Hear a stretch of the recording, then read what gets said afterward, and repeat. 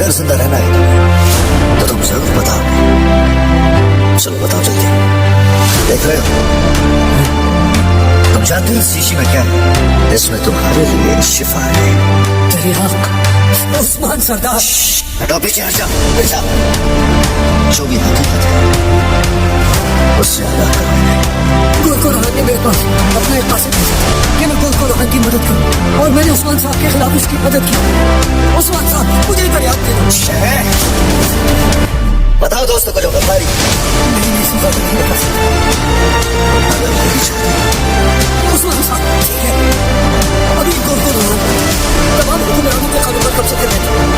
समझा गोल को रोहन पले लेने के बाद मुझे देने वाला, इसलिए मैंने उसकी मदद की।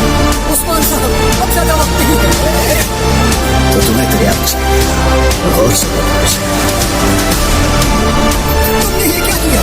जो तुम्हें नहीं था आगे किसी को कुछ नहीं हुई, उसमें जहर नहीं था।